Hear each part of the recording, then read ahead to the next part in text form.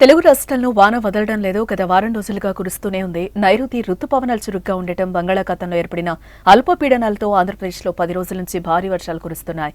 మరో 3 రోజులు కూడా వాన దంచుకొడుతుందని విశాఖ వాతావరణ కేంద్రం హెచ్చరించింది.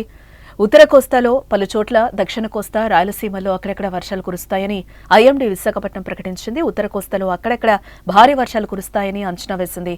బంగాళాఖాతంలో రుతుపవనాలతో ఏర్పడిన కరెంటు బలంగా ఉన్నందున తీరం వెంబడి బలమైన గాలులు వీస్తున్నాయని, మత్స్యకారులు చేపల వేటకు వెళ్లరాదని వాతావరణ కేంద్రం హెచ్చరించింది. మరోవైపు ఏపీలో కోస్తా జిల్లాలో 3 రోజుల పాటు విస్తారంగా వర్షాలు కురుస్తాయని ఐఎండీ అంచనా వేస్తోంది.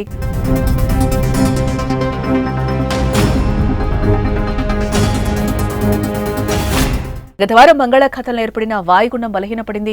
వాయుగుండం అల్పపీడనంగా మరియు ఉత్తర ఒడిశా, ఛత్తీస్గఢ్ మీదుగా కొనసాగుతోంది. బెంగాల్ సముద్ర తీరంలో జూలై 26, 27 తేదీల్లో అల్పపీడనం ఏర్పడే సూచనలున్నాయని ఐఎండీ బుధవారం ప్రకటించింది. అల్పపీడనం ఒడిశా మీదుగా ఆంధ్రప్రదేశ్ వైపు పయనిస్తోందని వాతావరణ నిపుణులు అంచనా వేస్తున్నారు. అది ప్రస్తుతం ఛత్తీస్గఢ్, దక్షిణ ఒడిశా మీదుగా కొనసాగుతున్న అల్పపీడనంలో విలీనమై మరింత బలపడుతుందని, దానివల్ల ప్రభావం ఉత్తరాంధ్రపై ఉంటుందని అంచనా వేశారు.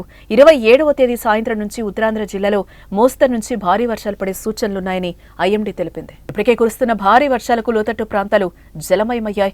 వాగులు, వంకలు పొంగిపొర్లుతున్నాయి. ఏజెన్సీ ప్రాంతాల్లో రాకపోకలు స్తంభించిపోయాయి. మరోవైపు గోదావరి, కృష్ణాలో వరద ప్రవాహం కొనసాగుతోంది. కృష్ణా, గోదావరి పరివాహక ప్రాంతాల్లో కురుస్తున్న వర్షాలతో నదుల్లో నీటి ప్రవాహం పెరిగింది. అనేక గ్రామాలు వరద కష్టాలను ఎదుర్కొంటున్నాయి. కోడేరు వద్ద గోదావరి ఉధృతంగానే ప్రవహిస్తోంది. దీంతో మండలంలోని అయోధ్య లంక, పెదమల్లం లంక, కోడేరు లంకలో పల్లపు ప్రాంతాల్లోకి వరద నీరు చేరింది. గోదావరి ప్రవాహం వల్ల లంక గ్రామాలతో రాకపోకలు స్తంభించిపోయాయి. పెద్దమల్లం మాచేనమ్మ ఆలయం చుట్టూ వరద నీరు చేరింది. ఏలూరు జిల్లాలో గోదావరి వరద తగ్గుతున్నప్పటికీ కుకునూరు, వేలేరుపాడు మండలాల్లో వరద ప్రభావం కొనసాగుతోంది. వేలేరుపాడు మండలంలో 20 గ్రామాల్లో, కుకునూరు మండలంలో 5 గ్రామాల్లో వరద తీవ్రత ఎక్కువగా ఉంది.